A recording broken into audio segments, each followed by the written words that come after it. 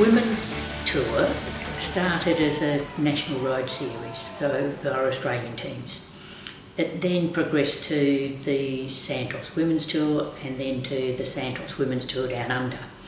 And so that happened this year in January 2018. Last year, Kimberly, who's the race director, was pretty well on her own and needed some help, so I was brought in. So the very first year of the race, we had a small contingency of international teams who had never been to Australia, and many of them had never traveled out of their country of origin. So first time for them, and I underestimated the amount of assistance that they will require, not with racing or technicalities of the race, but with things like where was the nearest grocery store, where could you get a phone charger, what kind of power circuits do we use? There was a million questions. Where could I buy laundry powder? And I remember thinking, we've missed an opportunity. So I thought if we could start up a program where each team had their person here in Adelaide who could tell them where to go for rides, if they wanted to go for rides, where's the best training routes, and where did they get the best coffee, maybe invite them into their homes for a meal, so someone that they felt was theirs. So that's where the Ambassadors program started.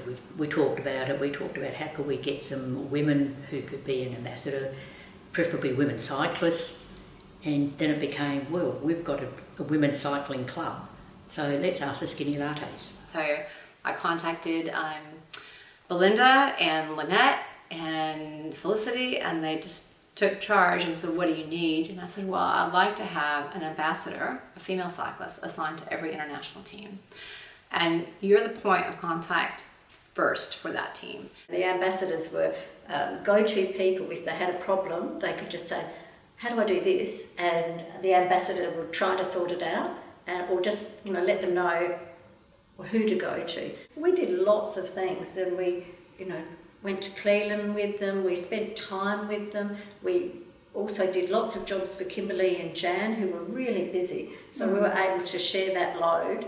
And so they hopefully weren't so stressed, because we were, taking cars back and picking our team up when the van was busy, driving the vans, and certainly even when they first arrived, being with them at the accommodation and just making sure they'd settled in. Giving them a bag full of special treats and just to get them settled in. They were really appreciative of that. I think that was really nice for them to hand them over a bag of goodies at the airport. Greeting them at the airport was really special, because they're really tired. They come up and they've got someone there saying, hello, welcome to Adelaide. Yeah, it's good to be there for them and guide them to their driver, and just little things like that. And people that came in by themselves, we went and collected them and drove them back to their accommodation, so they didn't feel alone. The girls' tour don't get as much support as the men, but it's really important that we support them in any way that we can, so that we can make this successful, and they get the prize money and they get the exposure internationally, so that they can have the success and become a more equal sport between the men and women, and they don't get that at the moment. So anything we can do in the ambassadorial role, I think, is really important. The Women's World Tour is fairly new still, and a lot of these teams have come straight up from being an amateur team into a professional ranking. And the men's teams have had a much longer progression through. So they might be on an amateur team, they become on a Conti team or a Pro Conti team, they become a domestique on a men's professional team, and there's a lot of development that happens there. So for the women's teams, this happened really rapidly, and they've got a lot to process and a lot to learn, and they've taken it on board, but some of them have not traveled as often. For the Ale Cipollini team, it was the first time that a women's Italian team had traveled outside of Europe to participate in a race. So that was pretty huge. So we talked about how do we get the women's teams to really want to be here, what's going to be our competitive advantage, because most of them wouldn't come to the Southern Hemisphere. I mean, plenty of races in the Northern Hemisphere, and at the moment there's no compulsion on them to race in any of these events. They make up their own minds. So the role of ambassador here is really important, because it introduces the teams to someone specific here in South Australia and Adelaide.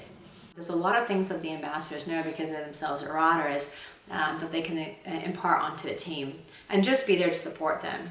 Their ambassadors are oftentimes at a start or a finish if they're not working, and I think again just that support makes it really unique to this race. It's the only program I know of in any sport, not just cycling, but in any sport, where international professionals have somebody that welcomes them and looks after them and that. That's my role too. I meet every team at the airport and I'm available to them 24 hours a day, but it's a different sort of a role. So this was a really special thing that I really wanted to see happen, and honestly wasn't completely sure if it would work, if the teams would appreciate it or even realize what they were getting, and if the ambassadors would feel it was worth their time, but fortunately, it's just been fantastic. The program has been amazing. The positive response and emails that we received after last year was amazing. So many teams said that ambassador was an absolute lifesaver, and they were so grateful. And then again this year, we had teams that asked for the same ambassadors to come back because they'd been following each other on Facebook and social media.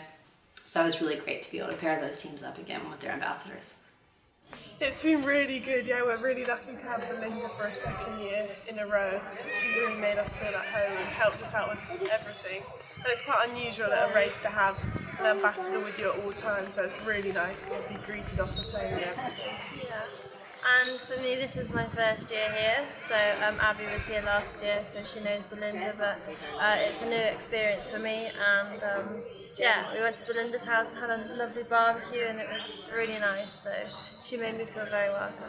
I knew that the program would have some value. I just didn't anticipate it would be as integrated already as it has been, and I'm so appreciated by the teams, and I think that's a great credit to the ambassadors. This female Tour Down Under just inspires the local community to get out because they want to see the women riding, and I think families take out their kids and their young girls and they see what these women can do, and they are superstars. These women are some of the best riders in the world competing here in Adelaide, and I think this is fantastic for South Australia and Adelaide. But it's great for all of these clubs that have women, and junior women especially, I think, trying to, wanting to cycle and cycle at a level that they didn't think was possible. It's super inspiring. It's fantastic to see them